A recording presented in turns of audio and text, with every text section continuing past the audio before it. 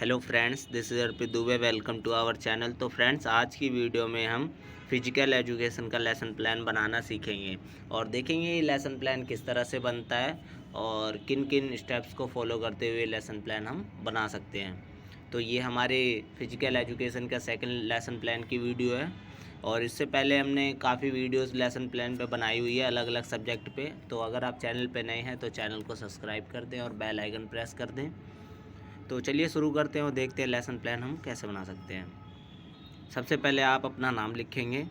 इसके बाद आप लिखेंगे क्लास, कौन सी क्लास के लिए आप लेसन प्लान जो है तैयार कर रहे हैं। इसके बाद आप लिखेंगे सब्जेक्ट में आप लिखेंगे स्वास्थ्य एवं शारीरिक शिक्षा यानी हेल्थ एंड फिजिकल एजुकेशन, ठीक है। इसके बाद आप लिखेंगे समय यानी 35 मिनट्स का होता है, ठीक है, पीरियड, और उसके अकॉर्डिंग आपको जो है लेसन प्लान तैयार करना होता है। और उसके बाद आप लिखेंगे उपविषय हमारा है मास पीटी, ठीक है। इसके बाद आप लिखेंगे दिनांक, जिस तारीख के लिए आप जो लेसन प्लान बना रहे हो वो लिखेंगे। इसके बाद आप नेक्स्ट हेडिंग लिखेंगे विशिष्ट उद्देश्य। विशिष्ट उद्देश्य से मैं आपको बता देना चाहता हूँ पहले कि सामान्य उद्देश्य भी आता है, लेकिन सामान्य उद्देश्य हमने फर्स्ट पेज पे जो आता है उसकी मैंने पिछली वीडियो में बता दिया था कि किस प्रकार से जो सामान्य उद्देश्य होता है वो सभी लेसन प्लान में एक जैसे होते हैं, उसमें कोई चेंजेस नहीं होता। और विशिष्ट उद्देश्य होता है जो पर्टिकुलर टॉपिक जिस पे हम लेसन प्लान बना रहे, जैसे यहाँ पर मास पीटी है तो मास पीटी से बच्चे क्या सीखेंगे, ये हमारा होता है विशिष्ट उद्देश्य, ठीक है। तो अगर आपको सामान्य उद्देश्य लिखने हैं तो फर्स्ट वीडियो के डिस्क्रिप्शन में लिंक दिया गया है। इसके अलावा मैं कोशिश करूँगा इस वीडियो की डिस्क्रिप्शन में भी लिंक उसका पेज का दे दूँगा जिसमें सामान्य उद्देश्य लिखे होंगे। तो सामान्य उद्देश्य में फर्स्ट पॉइंट में लिखेंगे आप विद्यार्थी के शारीरिक तथा मानसिक स्वास्थ्य को उन्नत करने के लिए मांसपेशी सिखाना। तो इसके लिए जो है शारीरिक और मानसिक स्वास्थ्य के लिए जो है मांसपेशी सिखाएंगे बच्चों को। इसके बाद सेकंड पॉइंट में लिखेंगे विद्यार्थी मांसपेशी के बारे में जान पाएंगे तथा दूसरों को बताने में समर्थ हो पाएंगे। तो ये आप दूसरा विशिष्ट उद्देश्य लिखेंगे। इसके बाद नेक्स्ट पॉइंट में लिखेंगे विद्यार्थी मांसपेशी के महत्व को जान पाएंगे। उसके बाद फोर्थ पॉइंट में लिखेंगे विद्यार्थी मांसपेशी के सभी चरणों को आसानी से कर पाएंगे, ठीक है। तो ये इस तरह से आप विशिष्ट उद्देश्य को लिखेंगे कि बच्चे जो है मांसपेशी के द्वारा क्या क्या चीज़ें सीखेंगे, ठीक है। तो ये हमारा विशिष्ट उद्देश्य है।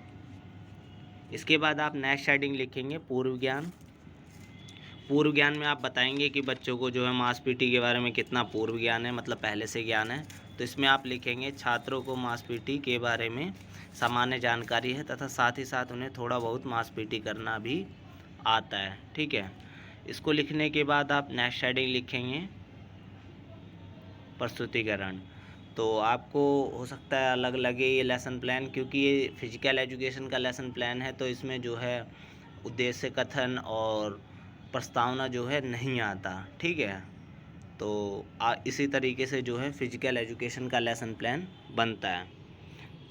प्रस्तुतिकरण में आप जो है कुछ कॉलम बनाएंगे जिसमें पहला कॉलम होगा समय, दूसरा कॉलम आप बनाएंगे विषय वस्तु का, तीसरा कॉलम बनाएंगे आप गतिविधियाँ और चौथा कॉलम बनाएंगे वर्ग रचना चित्र, ठीक है। तो इसमें आपको क्या क्या करना है मैं आपको बता देता हूँ। पहला कॉलम जो है इसमें जो हम फिजिकल एजुकेशन की एक्टिविटीज़ करते हैं तो ये जो एक्टिविटीज़ होती है इसका समय निर्धारित होता है पर्टिकुलर।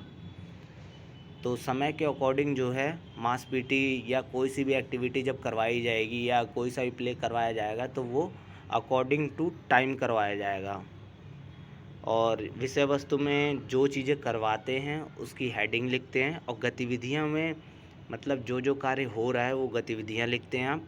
और वर्ग चित्र में जिस प्रकार से कार्य हो रहा है और बच्चे मतलब किस प्रकार से खड़े हैं या चल रहे हैं या एक्टिविटी कर रहे हैं उसकी इमेजेस जो होती है वो यूज़ की जाती है। तो आप अभी समझ गए होंगे। तो चलिए देखते हैं। सबसे पहले प्रस्तावित भाग लिखेंगे। प्रस्तावित भाग में आप हेडिंग लिखें छात्रों को एकत्रीकरण करना और उत्तेजक व्यायाम, ठीक है। ये 2 पॉइंट लिखेंगे आप। और गतिविधि में लिखें सबसे पहले छात्र अध्यापिका सीटी बजाकर सभी छात्रों का ध्यान अपनी ओर आकर्षित करती है। उसके बाद वह उन्हें कदानुसार एक पंक्ति में खड़ा होने का अपने हाथों से संकेत के साथ आदेश देती है। तो इस तरह से आप लिखेंगे कि सबसे पहले सीटी बजाकर क्या करेगी, छात्र अध्यापक या छात्र अध्यापिका बच्चों को जो है अपनी तरफ आकर्षित करेगी और कद के अनुसार, जैसे हाइट के अकॉर्डिंग जो है कई बार क्या होता है, जो छोटे बच्चे होते हैं वो पीछे हो जाते हैं तो नहीं देख पाते कि क्या हो रहा है आगे। तो इसीलिए कद के अनुसार जो है बच्चों को पंक्ति में खड़ा किया जाता है ताकि सभी बच्चों को अच्छी तरीके से दिख सके। तो इस तरह से आप लिखेंगे। और उसके बाद वर्ग चित्र में जो है छात्रों के जो है चित्र इस प्रकार से आप बनाएंगे और शिक्षक या शिक्षिका जो भी है तो इस तरह से आप उसकी इमेज बनाएंगे। इसके बाद जो है एकत्रीकरण की संरचना के बाद जो उत्तेजक व्यायाम है उसमें आपको क्या लिखना है, ये यहाँ पर लिखा गया है।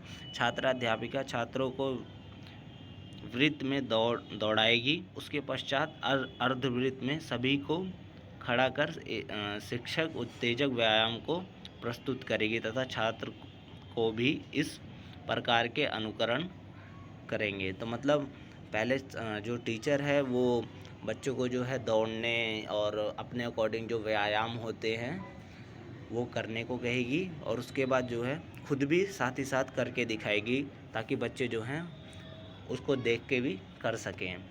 तो इस तरह की आप इमेज लगाएंगे तो आपको यहाँ पर दिख रहा होगा कुछ बच्चे दौड़ रहे हैं, कुछ बच्चे खड़े हैं, कुछ बच्चे जो है अपने हाथ को इधर उधर कर रहे हैं। ठीक है, तो ये सामान्य उत्तेजक व्यायाम हो गया।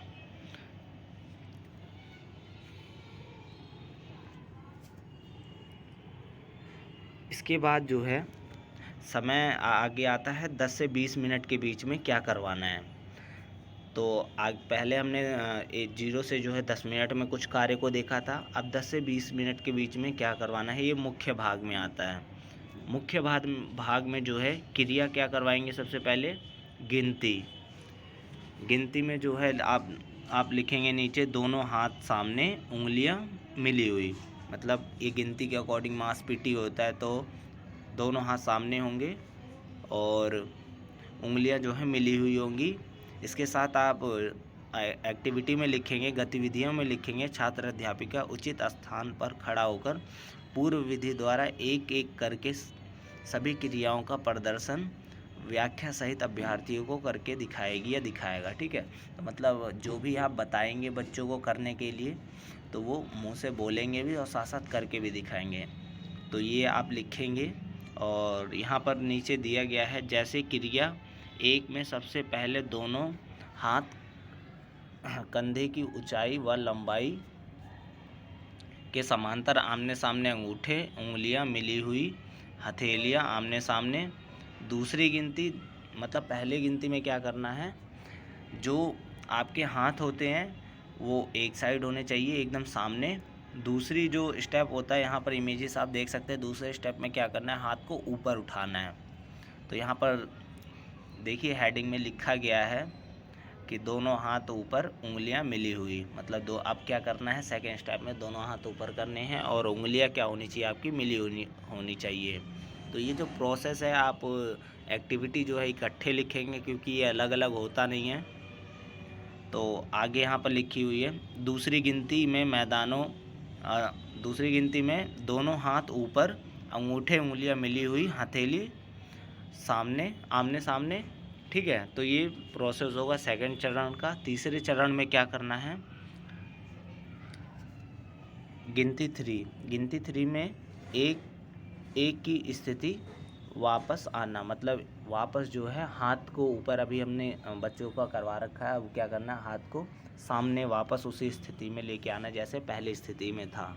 ठीक है, तो यहाँ पर ये नीचे जो दिया गया है तीसरी गिनती में 1 की स्थिति में वापस आना तथा चौथी गिनती में छात्र सावधान की स्थिति में खड़े हो जाते हैं। मतलब चौथी में क्या करना है, हाथ वो अपने नीचे कर लेते हैं जैसा कि यहाँ पर इमेज 3 में आपको दिखाई दे रहा होगा। तो चौथी गिनती में देखिए पूर्ण विधि से प्रदर्शन विधि देने के पश्चात वह एक एक करके सभी क्रिया को भागों को अंश विधि द्वारा, मतलब भाग पहले पूरा करके दिखाना फिर उसके बाद थोड़ा थोड़ा करके दिखाना, ये मेथड है टीचिंग का। तो इसको भी यहाँ पर यूज़ किया गया है। और सावधान की स्थिति में यहाँ पर जो है 4th स्टेप में किया गया है बच्चों को। तो सावधान, इस स्थिति ये वाली होती है, आपको दिख रही होगी इमेज में, 4th वाली। इसके बाद क्रिया 2 है जो, उसे देखेंगे आप। क्रिया 2 में शरीर की विभिन्न स्थितियों की व्याख्या करेगी। क्रिया 2 में सबसे पहले गिनती में 1, दोनों हाथ कंधों की ऊंचाई के समांतर साइड में हथेलियाँ, मतलब पहले क्या करना है, दोनों हाथ जो है कंधे के बराबर करना है, सीधे एकदम, ठीक है। और उंगलियां जो क्या करनी है वो एकदम जुड़ी हुई होनी चाहिए।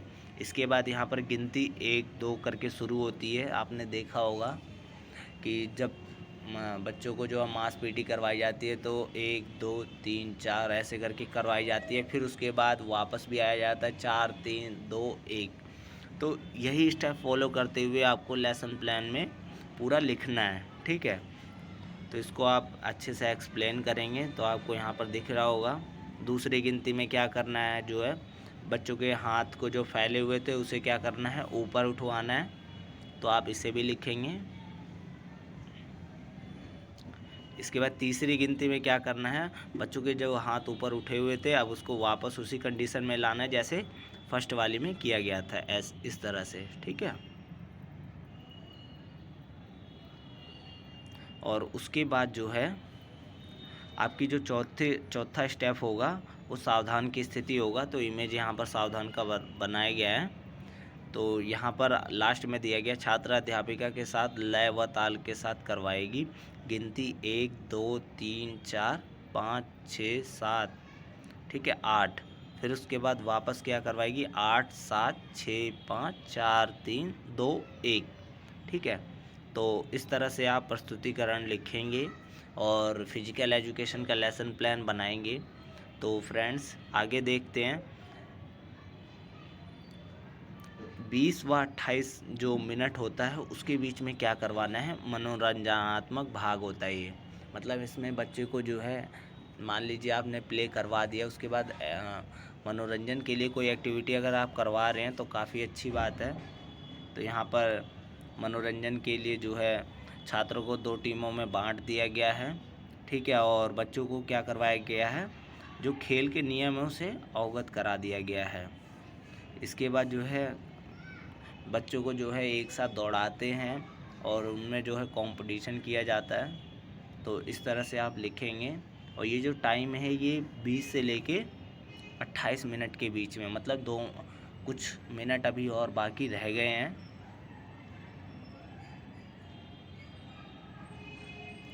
फिजिकल एजुकेशन के काफ़ी बड़े बड़े लेसन प्लान होते हैं एक्चुअल में, लेकिन ऐसा कोई उपलब्ध नहीं होता।